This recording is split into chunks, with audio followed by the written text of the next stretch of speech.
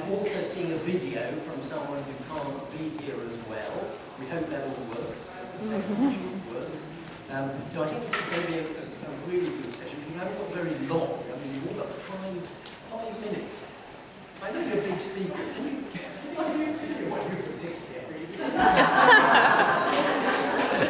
Can you possibly stick to 5 minutes? My wife would say no. I think it's all down to the quality of the chair. You have to Anyway, before we get into that, I've been asked to make a house announcement. And this is about the photography. The photographer's here, and it's a really difficult job. And you're going to take a whole photograph of us all outside at 10 to 12. That way. That way. I was told that way. Okay. Right, you'll lead on. 10 to 12.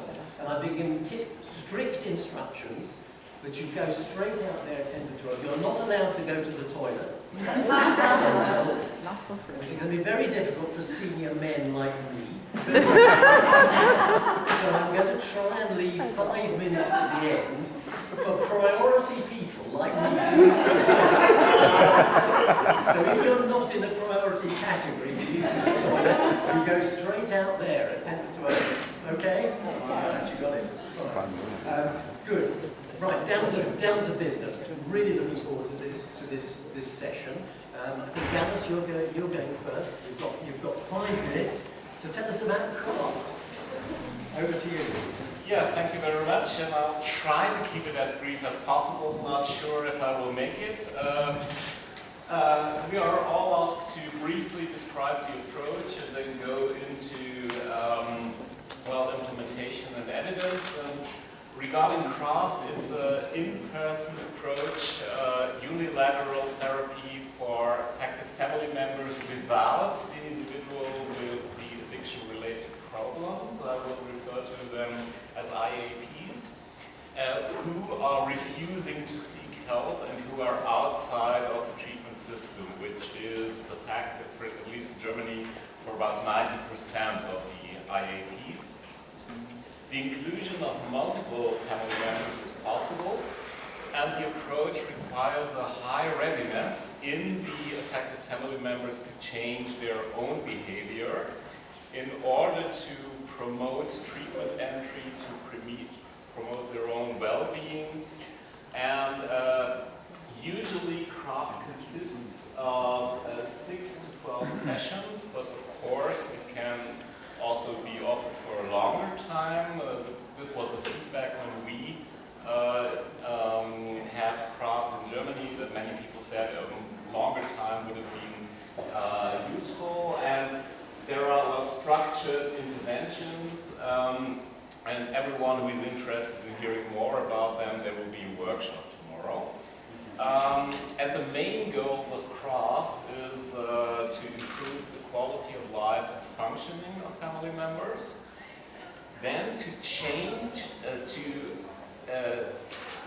reduce the harmful drinking or drug use of the IAP through behavioral changes in the family members, and finally to engage IAPs into treatment. And the theoretical background is, on the one hand, motivational interviewing. So craft was developed in New Mexico at CASA, where also Bill Miller is working. And it's mainly about behavioral therapy and operant conditioning. And it's a skills-based approach. So family members are taught new skills. And it's a menu-driven approach with components selected on the basis of individual needs of the AFM. So there are a lot of different opportunities you have, and it's upon the AFMs to decide which one to use. And craft is a suitable intervention for AFM who want to remain in a relationship with their IAP, who suffer, and who want their IAPs to change. And then it's the option just to say, if he actually isn't in treatment and is not intended to change, all we can do is to see what your options are to influence his or her behavior. And the idea is that AFMs often lack adequate coping skills to influence their IAP's behavior. And the main idea behind craft is that AFMs should be taught to eliminate any reinforcement of addictive behaviors, which often is unintended. On the other hand, to enhance positive reinforcement for sober or healthy behavior, and to improve the quality of the relationship by improving communication skills. The evidence on craft is quite good. There have been a lot of studies, including randomized controlled trials, which in their majority found that craft significantly increases treatment entry rates. But in all studies where active control conditions were used, there were no differences found between other interventions and craft regarding the well-being of family members. And regarding implementation, I know craft has been implemented in several countries. For the German perspective, I could say we have a few institutions where craft was implemented top-down, and in the majority of cases in Germany, there are no options to implement such interventions because treatment for family members usually is offered in counseling centers where all people who work there never have received any training in working with family members.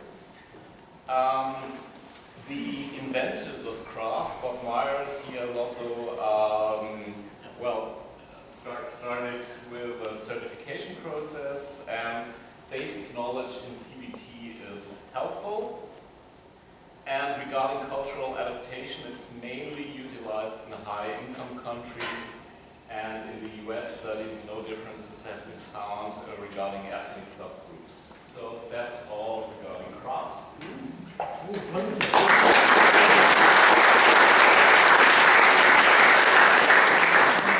Thank you for being so succinct.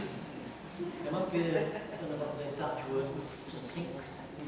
Very important to be succinct and you work. Thank you. Richard, is there anything else about the 5 step?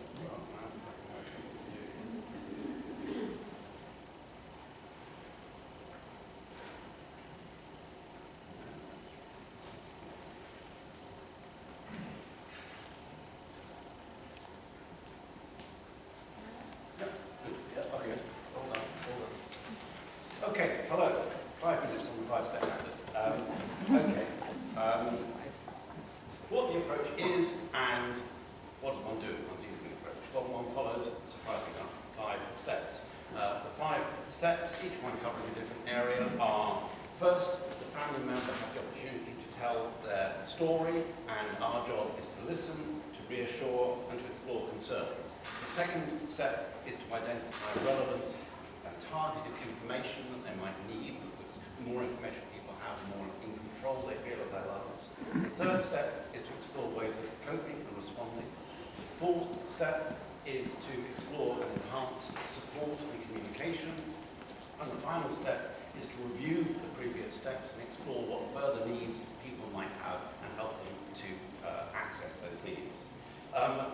In the training and in the assessment for accreditation, to become an accredited 5-step method practitioner, there's a lot of clarity over starting and ending each step and structuring the session to ensure all the important aspects of each step are covered.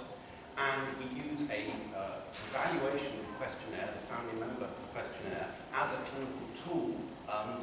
People fill it out at the beginning of step 1, and they immediately know that other people are feeling as they do. They realise that the fact we're asking questions about stress and strain and coping and support, that other people are experiencing similar things to them about stress and strain and coping and support. And then that questionnaire is redone at the end of the final session, and the counsellor works with the family member to see what differences there have been over the time of the 5 steps, and to get the family members' views about what they attribute those changes to. The main goal of the five-step method is to, I think I've done something like that. Okay. What you do again, well, who is seen during the session? Basically, individual family members aged 18 or more are seen. You can see more than one affected family member together. That's usually two parents, but it may be other combinations, a parent and a sibling of the person with the problem, or two siblings or whatever. It can be delivered in groups or individually. So, for example, in Holland, they do all their work in groups. In New Zealand, they do all their work individually. So it's very flexible in the way it can be delivered. In terms of number, duration, and location of sessions, it's usually 5 sessions, 1 step per session, but it can be fewer if time is short, or it can be more if one step seems to require more time when you're actually doing the 5-step method. Each session is usually about 50 minutes plus, but can be longer, particularly if you're doing it in a group setting. It can be done in person, either individually or groups, like I've said. It can be done using video conferencing, either individually or in groups. So, for example, in Holland, they did their groups during lockdown. They used video conferencing to do group 5-step method. It can be done with people on their own. We have a self-help handbook, and when we did a randomized controlled trial comparing the delivered version with a self-help version, we found equal effectiveness on both sides of that trial. And we are developing, as some of you heard in the previous session, a web-based version. For example, Turning Point are developing a web-based version of Doing, which they're trialing at the moment. What are the goals? Well, the goals are primarily to improve the affected family members' well-being by enabling them to feel listened to, very unusual for family members, clarifying if they need information, what that information is, and how to get it. It's not only about us giving them information, it's about enabling them to realise that they can access information. All of the stuff about the 5-step method is about empowerment of family members. So it's not about us giving information, it's enabling people to realise that they can access information, and if they don't have the skills to do that, okay, we help them acquire the skills so that they can go on to acquire information in the future. It's about improving the well-being by discussing a range of ways of coping, and I've got Tina versus Tar up here. I hope, yes I do. Tina versus Tar. Tina is something that lots of family members and other people approach life with. There is no alternative. I took this from our Prime Minister, Maggie Thatcher, many years ago. She was very fond of saying, there is no alternative. Well, lots of family members come in thinking, I've tried lots of things, I have no alternative but to X. And we move Tina to Tar. Tar is, there are always alternatives. There are always alternatives. So helping people recognise that actually they have choices in what they do is very, very important. And finally, we improve family members' well-being by looking at what supports they're getting to get through this. The aim for outcome is that the family member feels more in control of their own lives. The aim is empowerment, as I said. Always being able to look at the advantages and disadvantages of different courses of action. To realise there's no one single right way of responding or getting support, but each thing you do has things which will be helpful and things which will be unhelpful. It's likely not to change, the main aim for outcome is not to change the relative who drinks or who takes drugs or gambles, but it's very likely that they will change because people are in systems, of course. The theoretical background, I won't go into any detail, is basically the stress, strain, information, coping and support model. Stress of living with somebody with a serious alcohol or gambling problem leads to strain, and how much strain is influenced by the information people have, the way they cope, and how they feel supported. Training of practitioners, some background in theory, but the main thing about training is a lot of practice of skills for each step. There are no prerequisites, there's no necessary professional background, but the training is shorter if people already have skills in counselling. We have a competency framework, 35 competencies, 6 to each of the 5 steps, which makes 30 competencies, plus 5 core counselling competencies, so that makes 35 competencies in all. And accreditation is based on 2 principles, people have to review their own work against the competency framework, and then they have to achieve evidence-based competency, evidence-based by actually demonstrating from video or audio recordings of their own work that they have done, they've achieved competence in whatever these criteria are. And finally, cultural adaptations. It's certainly adaptable in Western cultures. I presented some data just now looking at a number of high-income countries across UK, Europe, New Zealand and so on, showing it's very effective across all of those cultures. It's been used with Maori in New Zealand, with Chinese people in Hong Kong, and practitioners again report equally useful and effective, as do the family member questionnaire results. In India, though, we implemented some cultural adaptation that still does not seem effective. Lots of possible reasons, but basically there needs to be further testing there and in other low and middle income countries. Thank you.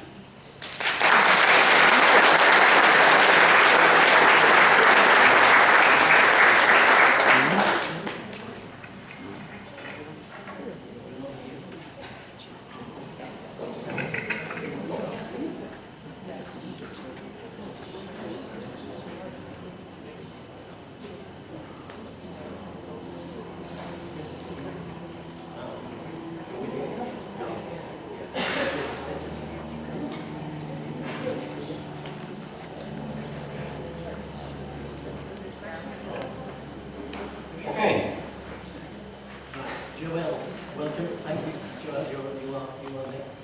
Okay, let me start my chrono. 5 minutes. Okay, let me talk about our treatment we developed since 20 years, the integrative couple treatment in addiction. You see that I'm working with a bunch of friends since many years to develop this very interesting program. We are not the first ones, of course. Since 3 decades, researchers, mainly in the US, so you have 2 great teams, Timothy O'Farrell with colleagues, and also Barbara McCraddy and Elizabeth Epstein, another beautiful team, who developed couple treatment and conducted many randomized control trials about the efficacy of couple treatment and showed that these interventions improve the efficacy we have in reducing substance use difficulties for a person and improving well-being of people. So we are not the first one, of course. We develop a quite similar intervention, but with some differences. So what is it? It is a couple intervention for adults, of course, where one or both partners have difficulties with substances or gambling. Partners are seen in couple session right from the first meeting. We use the Barbara McCraddy style format and mainly in person. This is our model. Into our sessions, very simply speaking, we start with a work on gambling or substance use first, the first part of each session. The session is an hour and 15 minutes. We offer around 16 sessions, but as Gal said, we can offer more if needed. And we always start with 10 minutes reviewing of substance use during the week, or gambling and craving, and some other small questionnaires. We use formal questionnaires, but very short ones with graph, transposing scores on graph to see the evolution of people. And we then start working after these small questionnaires on the topics needed for the day about gambling difficulties or substance use.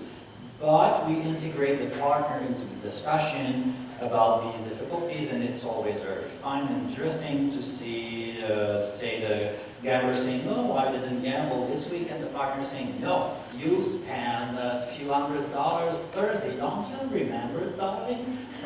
It's very interesting, this kind of interaction we have. We include in that the strategy developed into CRAFT and other models of talking about coping strategies used by partners, the ones that are supporting recovery and others that are very well intended but perhaps support or influence using substances or gambling. We always use questionnaires and have a couple of discussions. And the second part of each session is on the interaction. So mainly couples are in conflict about addiction, conflict about substance use, conflict about gambling. There's huge problems into the interaction about this problem. And the main goal we have is to transform this conflict into a partnership against addiction. This is the main topic we have. This time frame is between 20 and 40 minutes is spent with the couple. So the main goals of our treatment is to, oh, and I forgot to say, we also spend a lot of time to improve a positive moment into the couple during the week. They have tasks to do positive things for the other. Put gas into your car if you want to have a long trip. Reduce addiction, main goal, this is to reduce addiction. The second, improve well-being of each person and improve couple relationship. The theoretical background is mainly CBT for the work on addiction, and for couple interaction we adopted the postulate by Sue Johnson in her emotionally focused couple therapy, where attachment is the main topic. So we think that conflict between couples is provoking attachment fears. So the conflict about substance is transformed into, am I a good person for you? Am I important for you? Will you stay with me? Which are not conflict about substances, but fears about fundamental thing that is attachment. I will pause because it will ring, because I'm done. And we also work on communication abilities. So the training, 2 days, 3 days, plus a year and a half of supervision, which is a standard in the science of learning things. Cultural adaptation, mainly these studies were all conducted into North America. No studies in Europe, or nearly not. So we have a project of the next spring to conduct pilot tests in Finland, Sweden, Spain, Switzerland, perhaps Italy, to see how we can adapt this model into different cultures. Thank you.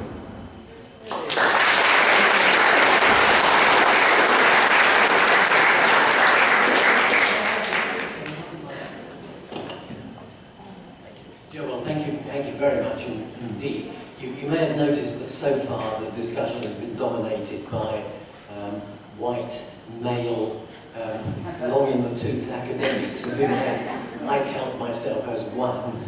So we're going to break the mold now. So I'm really delighted to invite Sandra to talk to us on something a little bit different, I think. Yeah, I'm just going to sit here. As you'll be aware, I'm not an academic, I'm not professional, I'm not my work. I'm a mum with 3 adult children, and through having addiction in my family and no support for me or the rest of my family, I decided to take it into my own hands, how we were going to deal with this as a family. And I set up a family support group. It took time before I was well enough myself to be able to do this. It's probably about 13 years ago when I realised that I've got 3 daughters in addiction, so I'll refer to them as daughter number 1, 2 and 3. Solely for their own anonymity, it's just for today they're in recovery. And daughter number 1 is a heroin addict. And when I was growing up, I was never involved in drugs in any shape or form, so I didn't realise what was going on in the family. I had serious issues with her addiction. She was 12 years old. It was paracetamol at her first overdose, and I just thought she was becoming an unruly teenager. So as time went on, the effect that it's had on me personally and my family, there was nowhere for me to turn. I would go to the doctor, and the doctor would offer me sleeping tablets and antidepressants. And that's certainly not what I needed. I realise that now. I needed to have like-minded people that understood what I was going through as a mum, to have addiction in my family. And at this point, I only knew that I had one addict in my family. So my whole life revolved around number 1 daughter. If I opened my eyes in the morning, that's how I did sleep, till I went to bed at night. I lived and breathed trying to save her life. and it had a massive effect on my own health. But in time, I originally got in touch with Scottish Families Affected with Drugs and Alcohol in Glasgow, and they supported me to help basically find the system to say how was my daughter going to get help and support, because there was no help and support at all. It was the first time she went to get help, there was a 2-year waiting list. So she probably would have been dead by then if I had just waited and was told to carry on using it then. So I then decided in my area, because we did have nothing, that I would set up Midlothian Family Support Group, which is near Edinburgh.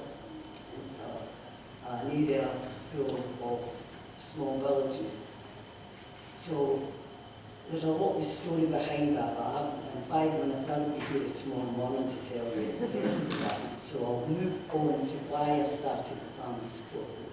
So I started the Family Support Group myself and advertised on social media, Facebook, and I put myself out there for the stigma, the embarrassment, and shame that I knew I was going to get, even from my own family, my sisters, my brother, that I had the audacity to put it on social media that I was setting a support group up for families affected by drugs and alcohol.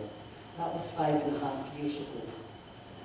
The group started with 3 of us, 2 mums and myself, and I now support nearly 70 families in our small area where I live. That's in our, I do a family support group on a Monday night. I do telephone support, I do a 24-hour helpline for any families that need to speak to someone that understands. I do house visits, I do Zoom calls, whatever families need. I'm now retired, so that makes it a lot easier for time-wise. So I've got all the time in the world because I'm so passionate about helping families. So out of that, we came to COVID, and I wasn't happy with the way the services were treating families at all. I had a family member, her son had overdosed, went to Edinburgh Royal Infirmary and was discharged at 4 o'clock in the morning with no way of return. I had done naloxone training by this time. There was nothing for the mum to take her son out. Tried to take his life on the Tuesday, overdosed on the Friday, she took him to hospital, and once they had stabilised him, they said, on you go. And that's when I said, enough's enough. Things have to change. So that's when Families Campaign for Change was born out of that. And I got in touch with family members that I knew in the Highlands that had been at conferences over the years. And now we have a group, Families Campaign for Change, that covers from the Highlands of Scotland to the borders. And it's predominantly, it's mums. It was never set up to be mums, it was set up to be families, but it seems to be it's mums that's got the fight in them. And we're an activist group. We do support each other, but we have our family support groups for support. But the Families Campaign for Change is an activist group to fight with the services, because that's what we do. It's not an easy task we have, it's a fight we have. So we have to campaign with the services, we have to campaign with the Scottish Government and get people to listen to us. And it's lived and living experience, it's common sense, and it's where families matter. We are on the front line, we're saving our families' lives, we're there 24/7, 365 days. The services are open Monday to Friday, 9 till 5, and we're there from 5 o'clock every day to the next day. It's worse on a Friday, the amount of calls I take on a Friday, because there's nothing till Monday.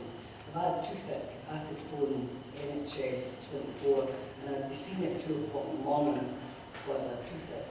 But if you're in crisis with addiction on a Friday, you need to wait till maybe Monday. You'd be lucky if you got seen on Monday. So that's what I do, fight for the families that deserve the help and support that they need. Thank you.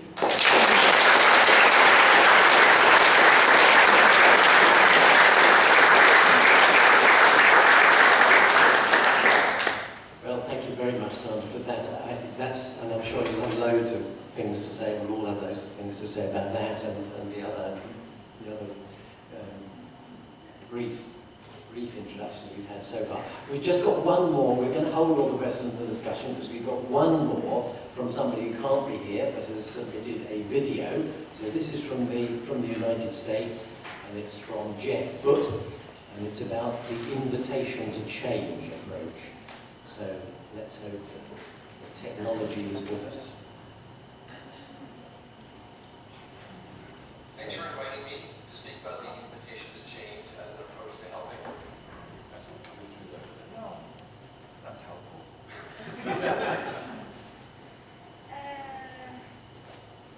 Let's see if I can help.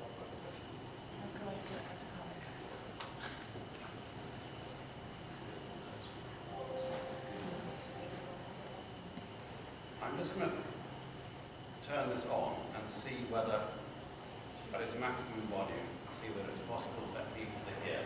Or could we try? Well, let's try that.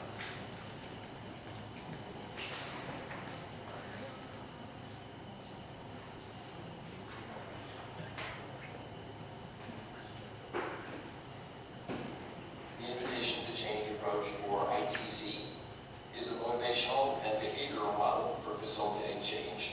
Or to put it another way, is a set of evidence-based ideas and tools that allow helpers to more effectively help. Those helpers could be parents, family members, mental health professionals, or anyone working with people struggling with substance use issues. And as a process approach, we also consider the ITC to be useful in encouraging change more generally outside of the substance use arena.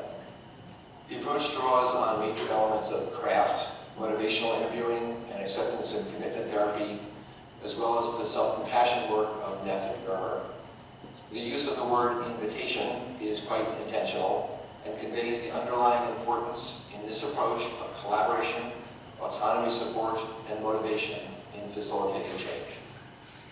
The ITC has a big heart. We sometimes describe this as a blend of science and kindness, and it makes room for the grief, anguish, joy, and hope that families experience on this journey. ITC concepts are explained in very straightforward, plain English terms, making use of metaphor and experiential practice to establish a common sense understanding of the concepts. The ideas are also represented visually in a circle, which I'm showing you here, reinforcing the idea that while the concepts and practices can each be learned and used independently, they also inform, enrich, and strengthen each other when used holistically. And the helping model includes three main areas: helping with understanding, helping with awareness, and helping with action. So the underlying concepts of the understanding section are foundational to the ITC. The ideas in this section are aimed at establishing a new framing or set of lenses for viewing substance use behaviors in motivational or behavioral reinforcement terms. Again, in plain language. Helpers can start to see behaviors, even frightening or uncomfortable ones, related to substance use, as a product of their reinforcement value to the person performing them. The key concept here is expressed in the simple statement, behaviors make sense. That is, substance use behaviors are serving a function for that person that at their core make sense and are understandable. This framing, while straightforward, typically provides a huge perspective shift that cuts across the very black and white, stigmatizing cultural messaging used in describing substance use. The behaviors make sense framing increases empathy and compassion, as well as providing the beginnings of a behavioral roadmap for change. That is, what competing, more constructive behaviors could serve a similar function and also be reinforcing. Last, this framing provides an important context for understanding ambivalence as a battle of competing reinforcers, which is incredibly important for establishing greater acceptance, patience, and compassion for the uneven and jagged change process that can be so brutal for helpers. The second section of the ITC is helping with awareness, which includes a number of self-awareness processes for the helper to develop. The central ideas here are, first, allowing for awareness of self, emotions, thoughts, bodily sensations, action tendencies, as a path to grounding oneself as a helper through difficulties and struggles. An additional self-awareness invitation here is to become reacquainted with one's values as a helper and as a person more broadly. A framing question here is, how do I want to show up in these roles that I am in? Next, in the awareness section is the idea of willingness, which essentially asks helpers to form a new relationship with discomfort and emotional pain. That is, to come to understand that this role includes pain, as in disappointment, anger, sadness, helplessness, etc. And that pain does not have to be a signal to disconnect or other reactions to get the pain to go away, but can instead be a path that includes pain as a companion to be expected in the pursuit of deeply important actions. The last part of awareness is self-compassion, mostly as understood by Neff and Germer, in allowing a sense of the common humanity of this struggle as opposed to isolation, the importance of a present moment focus in the context of struggle, as opposed to ruminating on past actions or worrying about negative futures, and the cultivation of kindness toward oneself as a helper. All of these stances are typically sorely lacking, especially for family members in our helper role, who again have to navigate cultural and social stigma and isolation for even being in this struggle. And the last section of the ITC is helping with action, which offers straightforward communication strategies, such as the OR skills for motivational interviewing, as well as positive reinforcement and behavior decreasing strategies. I'm not going to discuss these tools here other than to note that the effectiveness of these more behavioral strategies is enhanced when used in the context of the first two ITC sections of understanding and awareness. That is, having a greater empathic understanding of the person who is struggling, as well as greater self-awareness of one's values and reactions as a helper, allow for much more effective use of behavioral tools. Also embedded in the model, which happens to be the center of the circle, is that idea that all new actions, including learning to be a helper, take time and practice, and that's an idea that promotes both the willingness to acquire the skills of helping, as well as self-compassion in this learning process. Last, the ITC is an approach designed to be accessible and usable by lay people, family members, friends, community advocates, as well as by professionals, as two of the biggest barriers to providing real help to those struggling with substance abuse are the lack of professionals available to help in the struggle and the lack of attention to the role families could play in promoting change. Families as a group suffer terribly, and they remain endlessly motivated.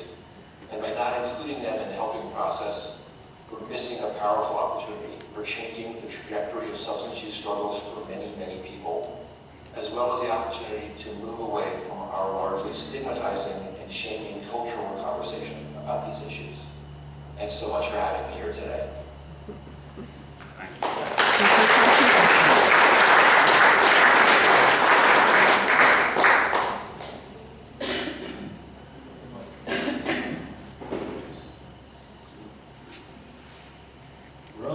Okay, so we've had all the initial inputs there. Now the idea of this session really is to get discussion going both amongst the people who are here on the panel and amongst yourselves.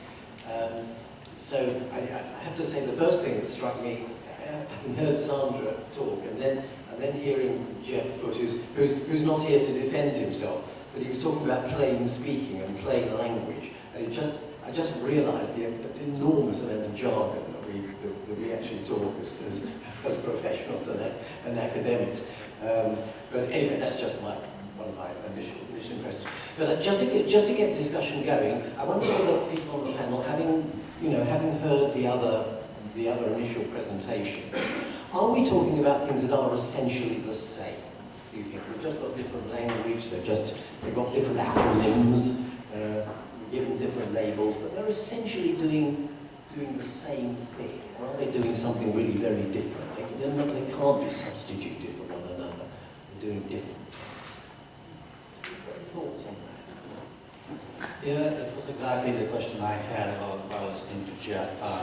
We should work on what are the ingredients, for example, helping family members to change their explanation of the problem. We do it in couple intervention, but he's proposing and we're doing in draft 2, helping them to explain the problem by something else than you don't love me enough,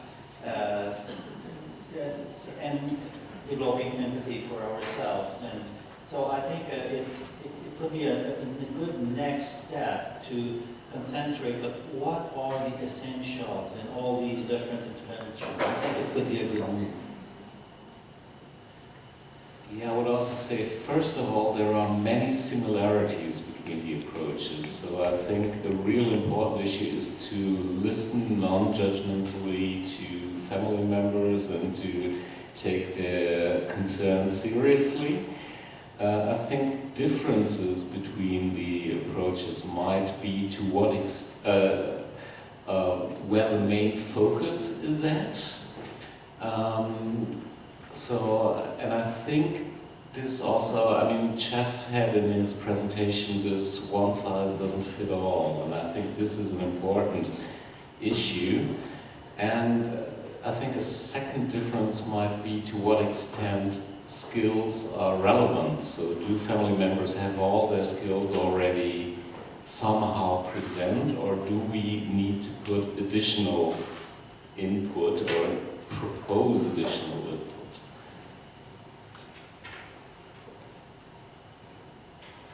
All these are amazing projects and things to do, but families need to know about them.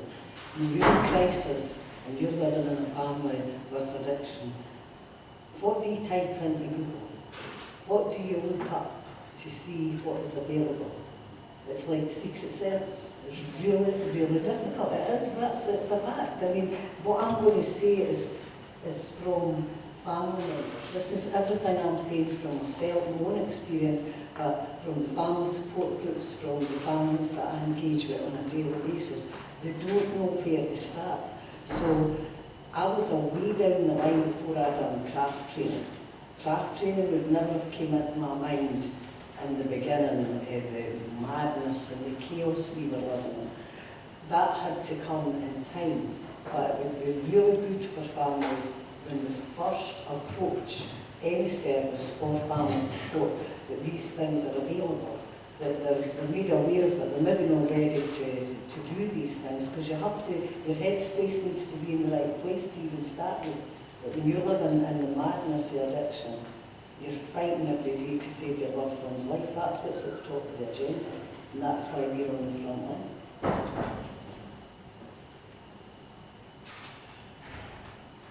Thanks for that. I think my answer to your question is yes and no. Are we doing the same thing? And I think there's two big differences. One of them is that many of the interventions that we've been hearing about have, at some stage, writ quite large, whether it's entirely at the heart or somewhere else, that the intervention is aiming to do something about the person, the relative, who is drinking or taking drugs or gambling. So although that was central initially in craft, it's become less central, but it's still there. One of the, obviously with couples therapy, that's absolutely central to it. What Jeff was talking about was again about how family members can influence change and so on. I think and even the family support is very much about what can we do as loving families to get our loved one help somewhere.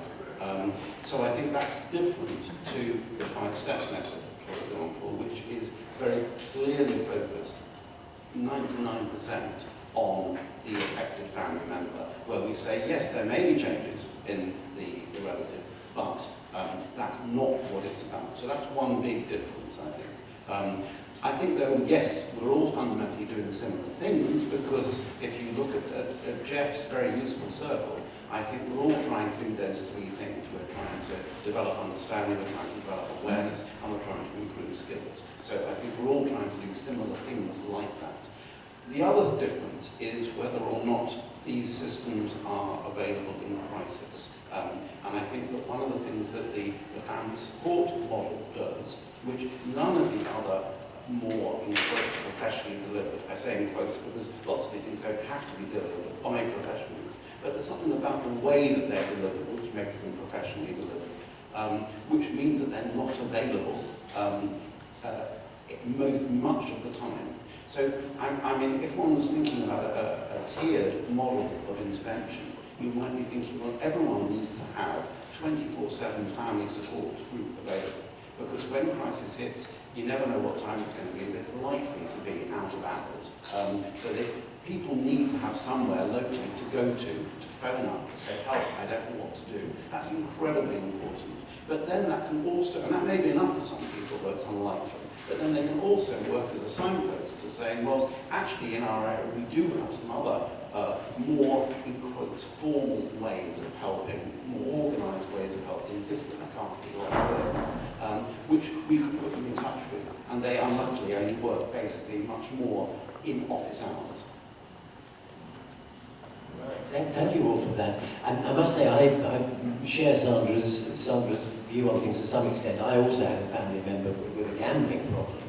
And so I do sometimes think it doesn't actually matter what the approach is. I don't know whether this is what you're saying, Sandra, but if you're on a Friday night wondering what's available, does it matter whether it's the 5-step approach or craft or then provided it's being delivered by somebody who knows what they're doing and is sympathetic to the family members that they're dealing with. Especially on a Friday night at 5 o'clock, 10 o'clock, 3 o'clock in the morning on a Saturday.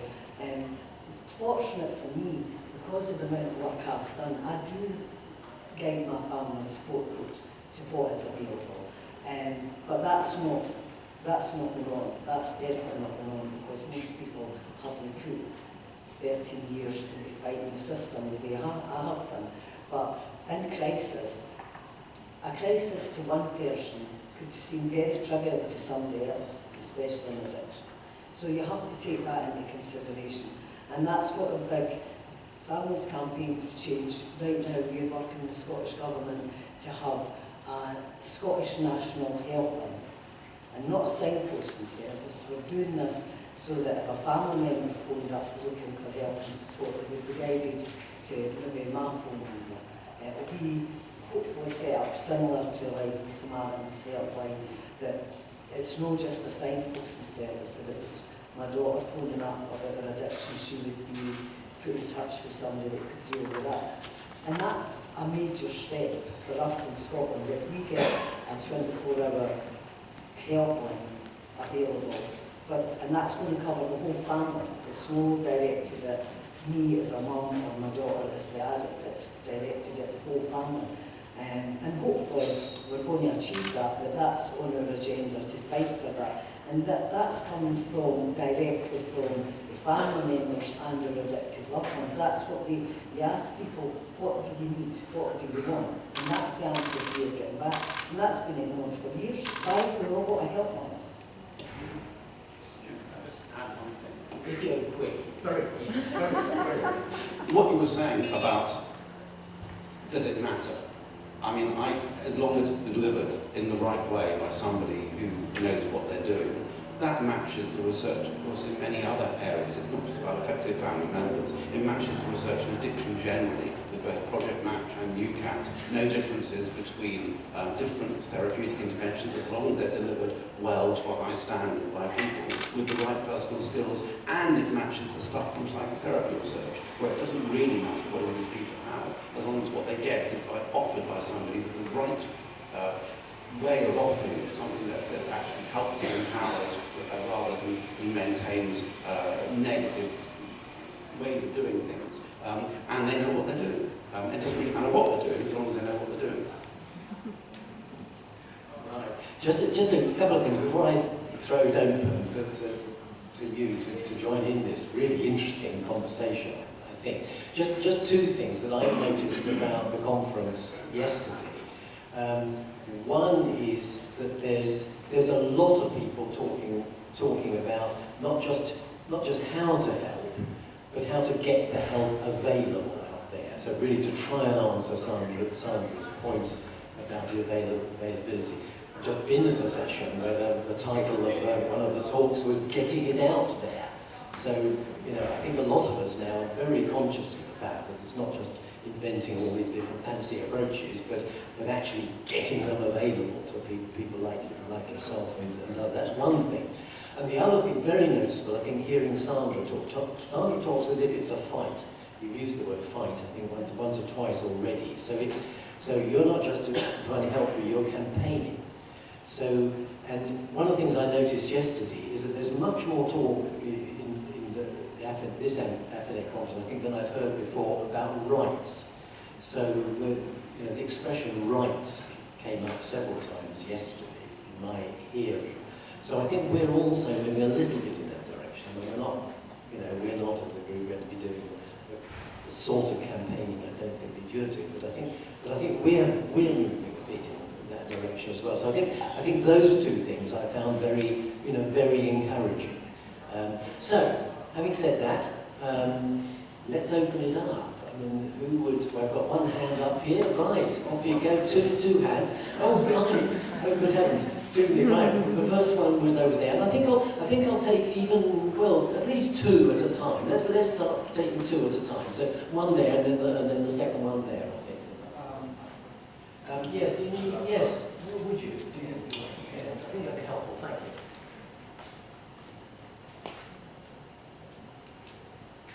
Great discussion, as always, and really stimulating. One of the things that's really striking me, so we have a lived experience model that we use, but we also inform by 5-step and other approaches. The research, predominantly women, mothers, 52 is the average age, being affected for at least 10 years. What about the young siblings, the grandparents? They don't seem to come into the treatment. It's only in the moment of crisis where family things, we've tried everything within our own realm of coping, and we can't seem to go beyond that. I'm just wondering how we can engage both men, but also in terms of the younger folk who are perhaps affected in terms of siblings and others who are grappling with this stage one. One very good question. Let's take the second one for now, behind you there. Yes, no, you. Yes. Thank you, and I think my reflection is somewhat related to yours, because I think it's an important to talk about these methods, which I think are very useful, but I think are mostly useful within sort of a planned framework that people, I will go into this 5-step method and do this work, whereas helping crisis is different. And I think these models mostly apply to sort of planned work with people, while in how put the principles and a system for meeting people in crisis, which I think is very, very important. I think also we need to focus more on and need to work more on how are good principles to meet people in when crisis happen. Thank you. Right, so two great questions to get this going there. One about crisis. I mean, what happens when people are in crisis? That's that question. And also, what about the other family members? What about other people? What about the siblings, the grandparents? I must say, when Sandra, you were talking, I thought you said it's the mothers. What are the dads doing? Where are the dads? I want to go. So, do you want to go first? Yeah. On young people, Scottish Families Affected with Drugs and Alcohol, they've started the Roots programme, and that's for young people. And what an amazing group this is. So I'm not sure, I would need to ask Justina how long the group's been going, but I have been very aware of it and speaking about it quite a lot in this. So there is work being done in Scotland for young people with the Roots project, so that's amazing to see. And we've seen the film that SFAD have done with all the young people, so that's a massive step forward, so I'm quite sure that's going to grow, so that's fine. The dads come to the group, or the husbands come to the group, and this is exactly what happens. They'll come for maybe 2 weeks, and they get a lot out of it in the 2 weeks, and then the answer is, it's all written in. There's everybody's spinning, it doesn't suit. So they need a dad's group, we need a men's group, there's no doubt about it. And again, in Midlothian, we have a group that has been set up. It's called the men's group. It's slow, it's definitely slow, but it's very well recognised that men do need to have their own space, no sitting with the women in the group. And we are aware of it, but how do you pull the men in? That's, I don't know. I can't answer that. Right, thank you for that. Anything up here? One or both of those questions? Yep. I think we should compare services to family members to public transportation. I'm a bit crazy while I was in the train thinking about that. I think we need a large continuum of services. For transportation, you can use your car here, and I'm very impressed. I'm coming from Canada where we use cars, and cars. But here we can use train, slow train, rapid train, buses, metro, tram, bikes, walking, and your car. So I think we must think about family members, a huge continuum of services for crisis, for more long-term intervention, less intensive, more intensive. We had a beautiful presentation about web intervention, very low demanding displacement from your home to services. You can do it at home or more structured. So we must think about a huge web of services, I think. Jans, did you want to add at this stage? You don't have to, but did you? Just another idea that came up. I think indeed, how would this transform? We made the experience that, for example, approaching psychotherapists was very helpful when we were recruiting for craft, because they quite often have people with depression who also have an addiction problem at home, but don't know where to turn. I think we got a lot of institutional problems that we don't have the office available. Matter of fact, then I think the only long-term solution are mutual help groups, which are quite often not well known. So I think promoting all these issues is crucial. And I was just thinking, I mean, we've seen several approaches, and I remember when I got into this whole thing, there's also an impressive approach in Italy coming from Croatia, which is called clubs of treated alcoholics, which means if someone with an alcohol use disorder gets into detox, then the doctor says, tomorrow I want to see your family here. And they come. And actually then they meet on a regular basis, and if there is a relapse or something, they can get help 24/7. So I think there's a lot to think how we could learn from other countries, other experiences, and how we could, develop more ideas. Well, the more is available, the better. I think it's an interesting idea. I must say, when I first got in the field, the very first bit of work that I was involved in years ago was at what we called a family clinic, and it was back in the days when alcohol was really the only thing we were concerned about, and it was men. It was pretty, men who were drinking we were concerned about. And this clinic was set up as a family clinic, so the message to people to come was, yes, this clinic is available if your wife comes as well. So it was it was a requirement. It sounds really old-fashioned now, men and their wives, but it was the same sort of principle, that the expectation that families would be involved, not a sort of secondary thing, but the expectation that they are part of it and therefore will be involved. I love metaphors. I think metaphors are great things. They're really helpful. So I love your transport, your transport system metaphor. So I don't know if other people want to take that up, but or if you've got any other metaphors. But other questions, contribution. I can't remember whose hand up was up before, but who thinks their hand was up early? You right? One over there, and you'll need the. If somebody, I'd be happy to. Two up there. There's two people up there. Did that? Oh, right. Up to you short. So Sandra had made a comment, as a nascent researcher, I also have this problem, that when you search, you have to know the right keywords to get the right information. And what I wonder is if anyone had any ideas of maybe finding funding to be able to access maybe Google Analytics and find out what are the most commonly searched words, and then is there a way for all of us to then put keywords into our websites so that when people Google whatever they're Googling, our websites will actually pop up. Because when I search, and I actually have some knowledge, I still don't find our work easily.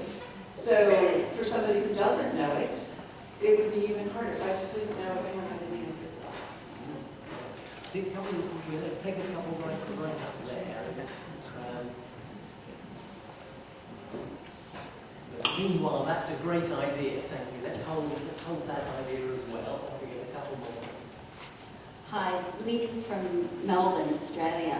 I've got a couple of comments and a question for Sandra. First one around engaging men. So I ran a number of support groups, and one of the things I found really successful in engaging men was engaging through their wives or their partners. So offering a weekend of respite away and bring your partner. What we found was when we went to the weekend away, the fellas all congregated together at the bar and had talked and provided that peer support to each other. And then we did the evaluation of that weekend, because we had workshops and things over the weekend. What stood out the most was the men who said it was great to be able to connect with other men. So I think you have to be strategic and creative in going through the partners to engage men.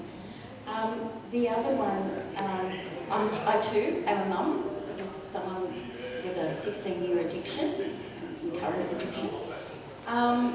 And what we found really useful, and I totally agree with the crisis thing, all the knowledge in the world, I've been a practitioner for years, 30 years, all the knowledge in the world won't help necessarily when you're in a crisis situation, because you're dealing with the crisis then and there.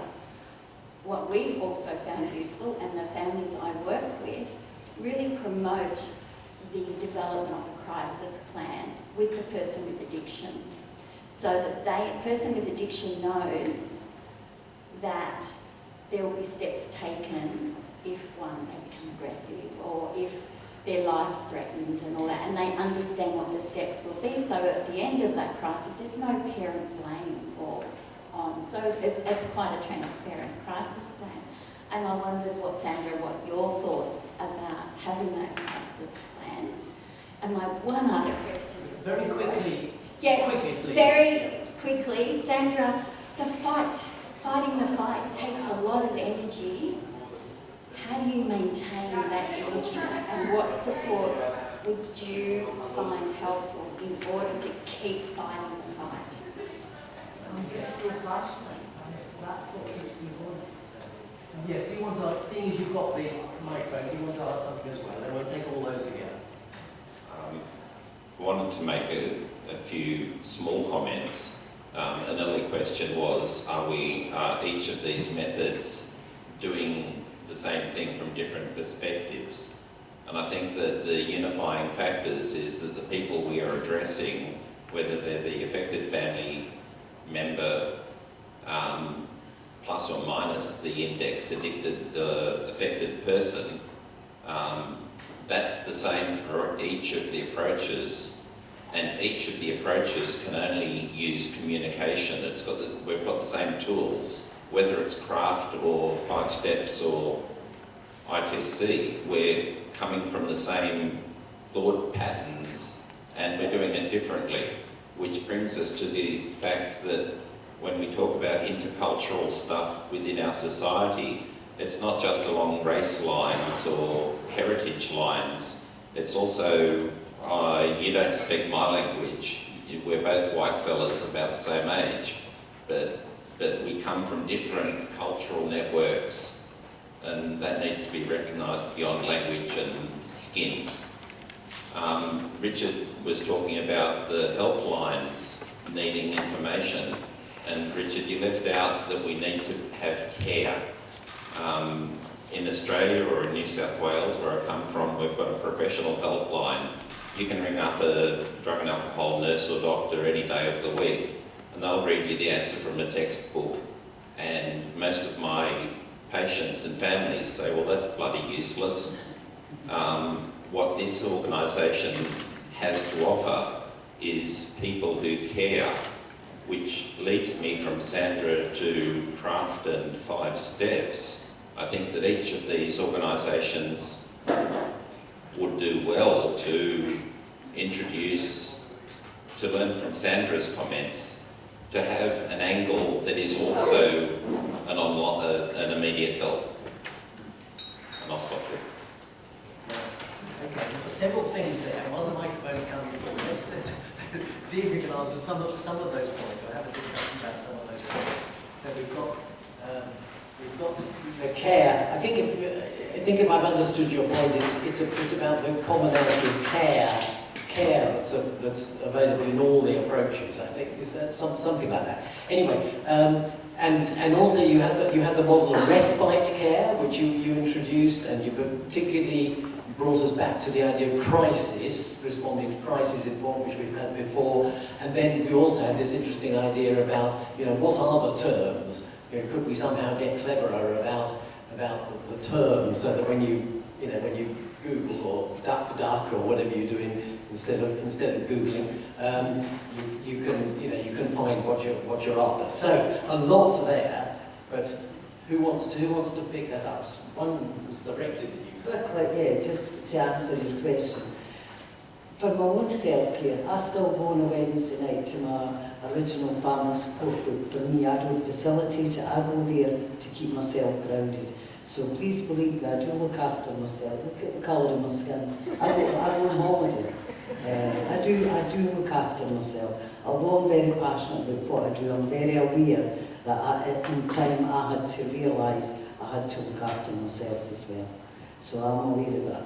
Your other point about having a weekend away, I can't wait to go back to the Scottish Government and say, there's the answer, how many families are you going to fund to take us away for a weekend? This is all money. I mean, when it comes down to money, these ideas are great, but who's going to fund it? That's always the problem, is the money. I mean, we've been so lucky recently, the Scottish Government funded our very first families conference at the end of March there. I suggested it, I thought it was a great idea, and then I thought, how am I going to do this? So I then got in touch with Scottish Families and asked Scottish Families to come in partnership with me, and they done the legwork, they took the reins, but we managed to get funding from the Scottish Government to have the first ever Families Conference, and it was such a success, and we're just finishing the findings and going to report on it quite in the next few weeks probably. They're the things that bring all families together for all of Scotland. So if we were targeting a family support group that maybe got some funding, that wouldn't be fair to, well, you and your husband got a weekend away, but we didn't because we didn't have the money. So we can target the whole of Scotland and put on events that is going to cover that, which we did with the family conference, and the success that it was. I'm so proud of what we achieved, and we achieved it together. That's what was good. So there is a lot of things we can do, and there's a lot of things we are doing, but there's a lot of great ideas, but it all costs money, and that's what it comes down to.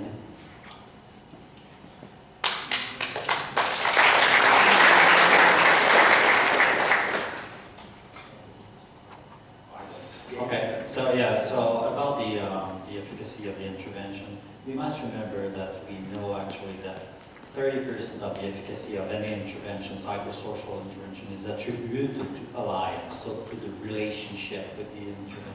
So it's not very important which intervention you use, and only 10 to 15% is explained by techniques we use. So we must remember, and surely it applies to our intervention with family members. So I think we should always remember that.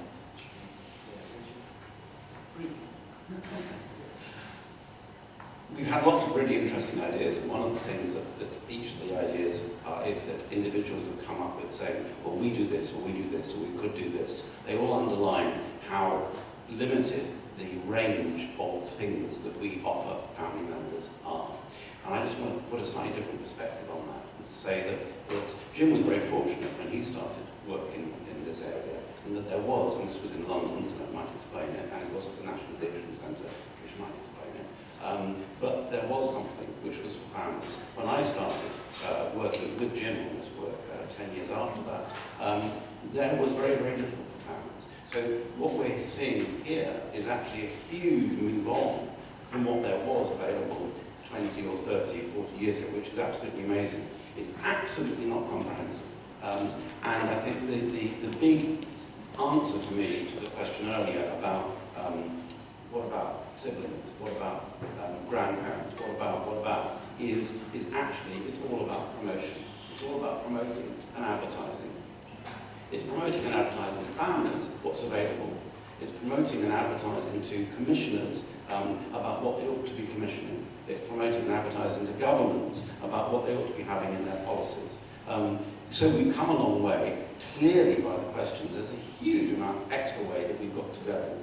But we will only do that. We won't do that by developing new and better interventions. We'll do that by actually promoting to people that they exist, and promoting to the people who fund them or have policies which say they need to happen, promoting to them that they ought to exist. The other thing that I thought was really interesting was about crisis planning, and that's something which I think we could add in a lot to a lot of the work that we do. We don't do very much about crisis planning in the 5-step method, and I think that would be very interesting to think. We cover it a little bit on step 5, but we could do a lot more about that, helping people think through and plan through, using the skills they've acquired, how they think about planning for a crisis when it happens. Well, believe it or not, time is beginning to run out on us. We've got perhaps only 5 minutes left.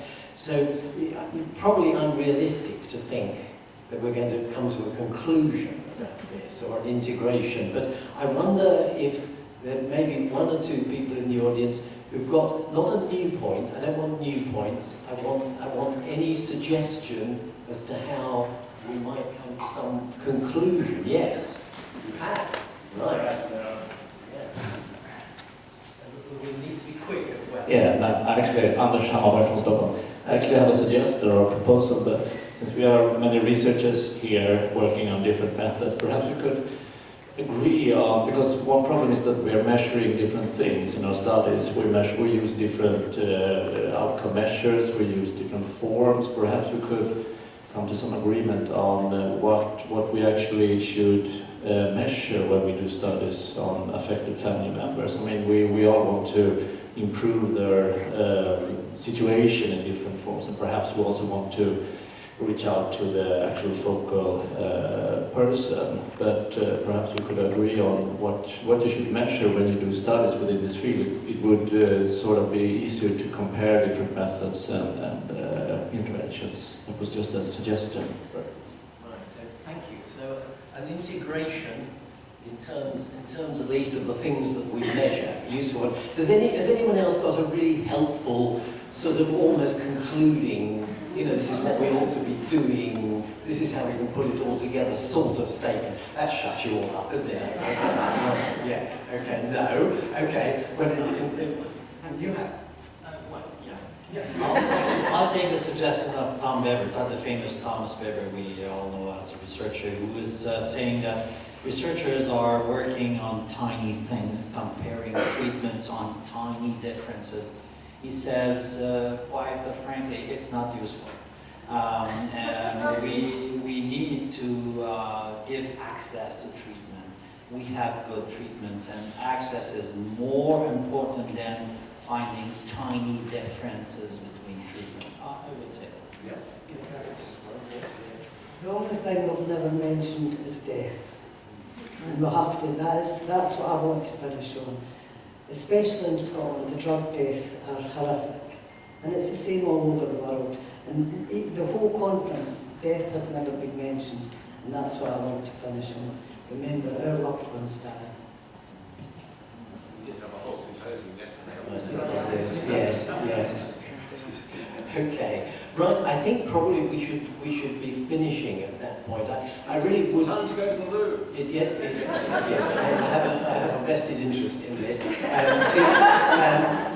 But I'm delighted at this. I don't know how you feel about it. I mean, I've had this conversation with all these people, knowledgeable people from different, coming out from different, I think is wonderful. And I think it's part of what Affinet is doing and is achieving. And Affinet's getting on for 10 years old now, and we've got, I think, over 500 members now, as you were telling us, 640, seems going up. And I must say, as someone who was involved in a way in setting it up, I'm very proud of what Affinet is doing now. And I do think we're really getting somewhere, and to hear the things that people are saying and what the panel has said today, I think is really, really encouraging. So thank you all very much for taking part in this session, and thank you particularly the four of you, and thank you, Jeff. All five of you. So now, those of us in a priority group can go to